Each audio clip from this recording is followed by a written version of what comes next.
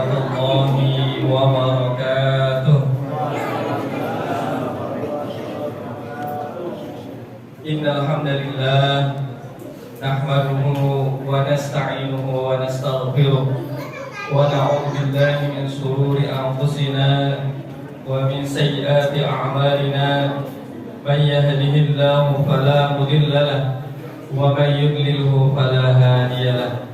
Asyhadu an la ilaha illallah wahdahu la syarika lahu wa asyhadu anna Muhammadan abduhu wa rasuluh la nabiyya ba'dahu. Allahumma shalli wa sallim ala sayyidina Muhammadin wa ala alihi wa ashabihi ajma'in, amma ba'du. Qala Allah Ta'ala fil Qur'anil Karim, a'udzu billahi minasyaitonir rajim. Bismillahirrahmanirrahim. Ya ayyuhalladzina amanu kutiba 'alaikumus shiyam kama kutiba 'alal ladzina min qablikum la'allakum tattaqun. Wa qala an-nabiy sallallahu alaihi wasallam, man shama ramadhana imanan wa ihtisaban ghufira lahu ma taqaddama min dhanbihi. Wa qala aidan, idza jaa ramadhan futihat abwabul jannah wa ghulliqat abwabun nar wa suffidatis sayatin. Shadaqallahul azim wa shadaqa rasuluhun nabiyul habibul karim wa nahnu ala dzalika minasyahidin wasyakirin walhamdulillahi rabbil alamin. Yang sama-sama kita hormati pengurus DKM Shalah Alfiyah Al-Istiqomah, dikepalai oleh Ketua Ustaz Akhina dari Setiawan MA, dan juga yang lainnya, dan mobil khusus juga Shahibul Wilayah Bapak Suyatman, dan juga para jamaah sekalian, dan juga tidak lupa Ketua Yayasan Amanah Istiqomah Ustaz Sukadi, dan juga bapak-bapak, ibu-ibu semua yang mohon maaf tidak dapat kami sebutkan namanya satu persatu, namun tidak mengurangi rasa hormat dan takjim saya kepada para bapak dan ibu sekalian. Malam ini malam keberapa Pak? Malam ke-10 atau 11? 11 ya. Sudah tidak terasa kita sudah mau 11 hari puasa. Dan Nabi bersabda, Ramadan awwaluhu rahmah wa awsatuhu maghfirah wa akhiruhu itqun minan nar. Ramadan awalnya 10 awal Allah turunkan rahmat, 10 yang kedua yang pertengahan Allah turunkan maghfirah, ampunan, dan 10 hari yang terakhir Allah bebaskan dari api neraka. Walaupun ada yang mengatakan ini hadisnya dhaif, tapi untuk fadhailul amal kita menurut Imam Syafi'i boleh kita amalkan ya. Mudah-mudahan kita semua di malam yang ke-10 kedua ini Allah berikan ampunan untuk kita semuanya. Amin ya rabbal alamin. Para bapak dan ibu sekalian, pada kesempatan kali ini saya ingin menyampaikan ada 3 amalan pokok yang seyogyanya kita lakukan di bulan suci Ramadan sebagaimana yang Nabi tuntun dan berikan contoh, ya, bahwa bulan Ramadan atau puasa Ramadan ini memang diwajibkan bagi orang beriman. Makanya dalam surat Al-Baqarah ayat 183 Allah berfirman, ya ayyuhalladzina amanu, hai orang-orang yang beriman, kutiba alaikumus syiyam, diwajibkan atas kamu berpuasa, kama kutiba alal ladzina min qablikum, sebagaimana diwajibkan atas orang-orang sebelum kamu, la'allakum tattaqun. Kalimat la'alla ini merupakan pengharapan, semoga. Berarti tidak semua orang yang berpuasa bisa mencapai derajat takwa. Kenapa orang yang berpuasa tidak semua mencapai derajat takwa? Karena bisa jadi dia puasa tapi dia tetap gibah orang, ngomongin orang. Sama ini puasanya sah tapi nilai pahalanya 0. Ya hanya kita mendapatkan lapar saja dari pagi sampai sore. Karena kita nggak bisa menjaga mulut kita, hati kita dari membicarakan orang. Nah makanya tidak semua, makanya kalimatnya di situ ayatnya la'allakum. La'alla yang berarti semoga, mudah-mudahan orang yang berpuasa dia mendapat derajat takwa. Tapi tidak menutup kemungkinan orang yang puasa tidak mendapat derajat takwa. Makanya kita berharap mudah-mudahan puasa kita dari hari pertama sampai tadi sore mudah-mudahan diterima oleh Allah Subhanahu wa taala dan mudah-mudahan mendapatkan pahala di sisi Allah Subhanahu wa taala. Makanya Nabi mengajarkan kepada kita minimal 3 hal atau 3 yang pokok yang harus kita lakukan di bulan Ramadan. Apa saja itu? Yang pertama adalah meningkatkan sholat. Kenapa sholat harus ditingkatkan? Karena bisa jadi mungkin bukan di sini, di kampung sebelah orang puasa tapi tidak sholat. Ada nggak Bu? Ya. Orang puasa dia gara-gara mungkin anak istrinya puasa, dia ikut puasa, malu kalau dia nggak puasa, tapi sholatnya tidak dikerjakan. Ada seperti itu. Makanya orang seperti itu puasanya sah, tapi pahalanya nggak ada. Seperti kita ngisi air di botol yang bocor, jadi air itu nggak bakalan penuh. Karena puasa itu kan wajib, tapi sholat pun wajib. Makanya minimal di bulan Ramadan ini kita tingkatkan sholat kita, jaga sholat kita, khususnya yang 5 waktu. Insya Allah di Alfia orang-orang jaga sholat 5 waktu. Amin. Dan yang kedua selain meningkatkan adalah yang wajib itu ditingkatkan pun yang sunnah dikerjakan. Makanya selain yang wajib tadi meningkatkan sholat yang wajib, meningkatkan sholat yang sunnah. Ya, sebagaimana Nabi bersabda, barang siapa yang menjaga sholat 12 rakaat siang malam yang mengikuti sholat fardu, maka Allah akan bangunkan rumahnya di surga.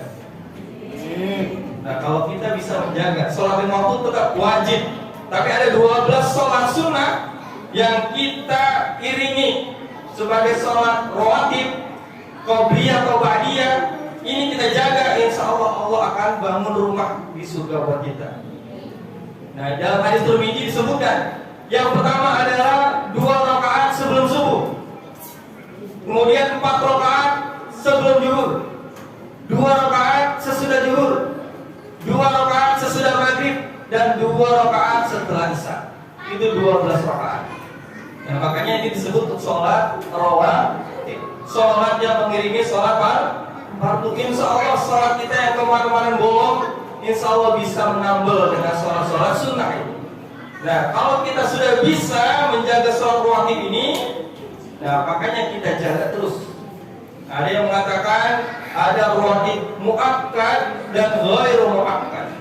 Sunnah rawatib yang sangat dianjurkan Nabi atau mendekati wajib namanya muakkad.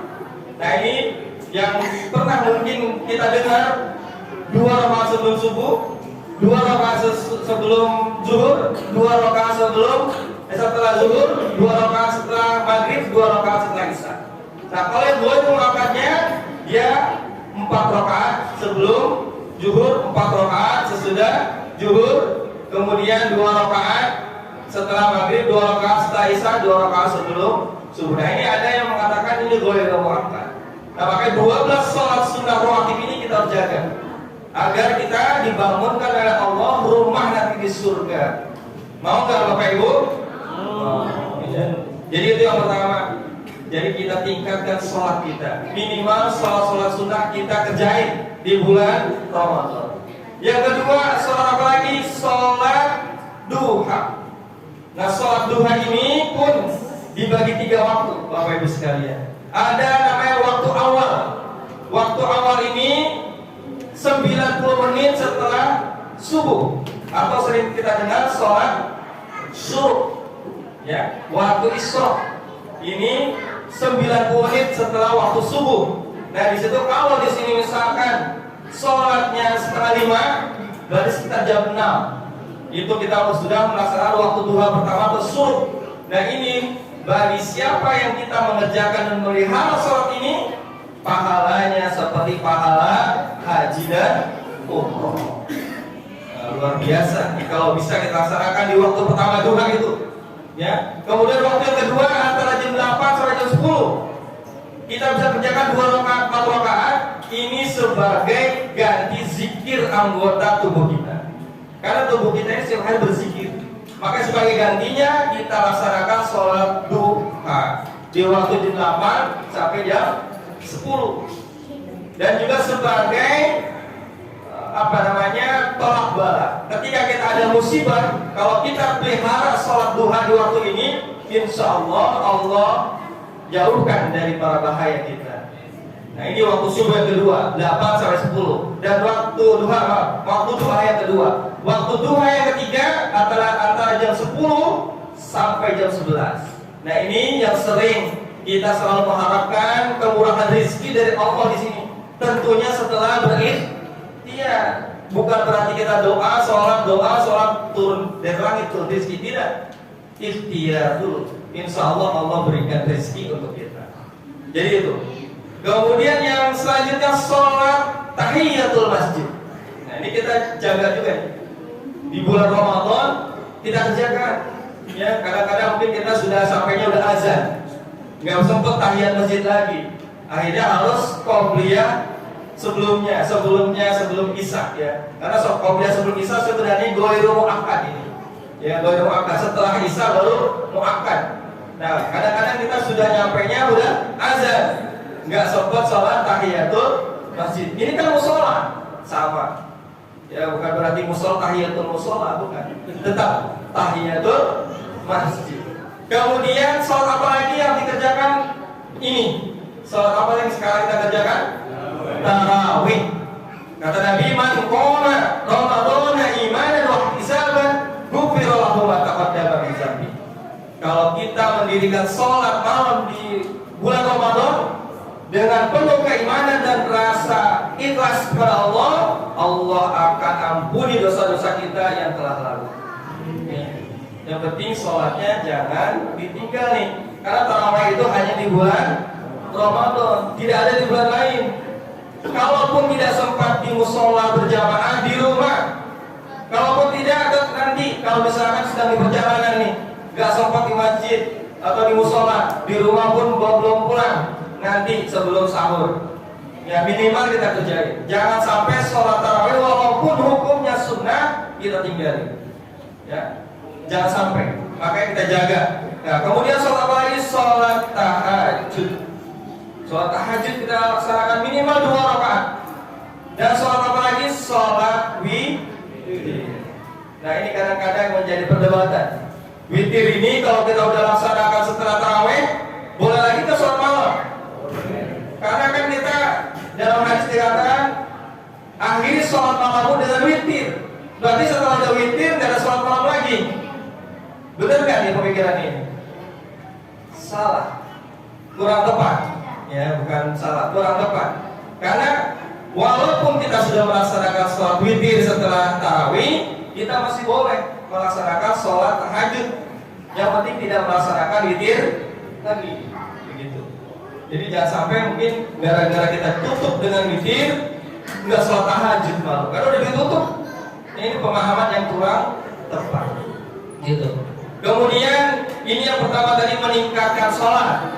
Yang kedua adalah memperbanyak berinteraksi dengan Al-Quran. Nah, ini amalan pokok yang kedua. Kita tahu bahwa bulan Ramadan bulan diturunkannya Al-Quran. Syahrul Ramadan allazi unzila fihi Al-Quran.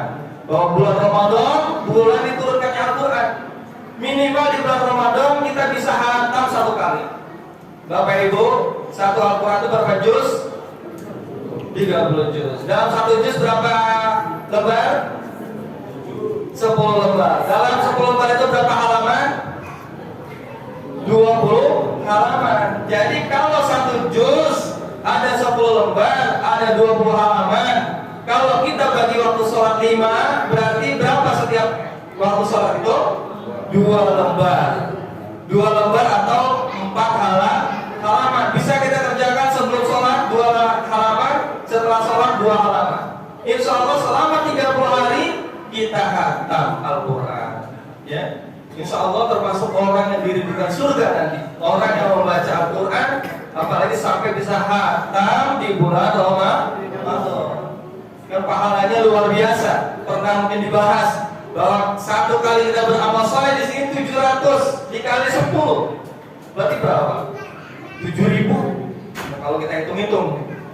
Nah, makanya luar biasa kalau kita bisa mengamalkan ini. Kemudian yang ketiga, yang terakhir adalah kita memperbanyak infak atau sedekah. Sedekah itu atau infak itu nggak harus dengan uang, bisa juga dengan makanan. Mungkin di sini dijadwalin sedania, takjil ya. Insya Allah orang yang menyiapkan makan takjil untuk orang yang berbuka itu sama pahalanya dengan orang yang berpuasa tersebut tanpa dikurangi. Ya. Jadi kalau yang penting kita ikhlas memberikan takjil, ikhlas. Jangan diomong-omongin, waduh berat banget nih, sebulan 2 kali, 3 kali. Nah, kalau udah kali itu gak ikhlas, insya Allah Allah akan ganti rezeki kita. Dan termasuk orang yang dirindukan surga juga orang yang menyiapkan makanan untuk orang yang berbuka puasa. Ya, insya Allah kita semua akan diberikan kemurahan rezeki oleh Allah Subhanahu wa Ta'ala. Jadi sebagai kesimpulan, 3 hal pokok itu adalah yang pertama meningkatkan sholat. Yang kedua, memperbanyak interaksi dengan Al-Quran. Dan yang ketiga, memperbanyak infak atau sedekah di bulan Ramadan. Mudah-mudahan ibadah dan amal yang kita lakukan di bulan Ramadan ini akan Allah lipat gandakan semua. Amin ya Rabbal alamin. Demikian Bapak Ibu sekalian, kultum mungkin lebih dari 7 menit yang saya sampaikan ini. Mohon maaf kalau kalimatnya kepanjangan. Dan mohon maaf tadi saya diingatin jangan cepet-cepet katanya ya. Karena biasanya saya di sana memang ya bukan 23, oh 11 juga. Ya di sana 11. Coba ya itu namanya sholat itu yang penting bukan cepet dan lamanya. Yang penting tumanina. Kalau bacaan surah itu sunnah. Tapi kalau Al-Fatihah itu wajib rukun. Tumanina kita itu rukun. Jangan sampai kita begitu ruku nggak tumanina. Nah ini malah kurang ya, kurang sempurna sholat kita. Lebih bagus kita tumanina. Tumanina itu diam sebentar. Makanya kadang kalau saya bacanya 1 kali, walaupun 3 kali subhanallah, subhanallahirrahmanirrahim, wabihamdi, subhanallahirrahmanirrahim, wabihamdi, tapi saya baca sekali dengan tumanina. Kalau di sini tadi disuruh pelan, ya saya baca 3 kali plus tumanina, maka agak lama. Coba bacaan Qurannya cepat saya Pak. Jadi itu yang mungkin yang membedakan. Kalau Sandani mungkin habis 30 juz, saya ya juz 30 aja. Mohon maaf sekali lagi atas kekurangan saya. Yang benar dari Allah dan Rasulnya, yang salah dari pribadi saya sendiri. Saya akhiri dengan ucapan assalamualaikum warahmatullahi wabarakatuh.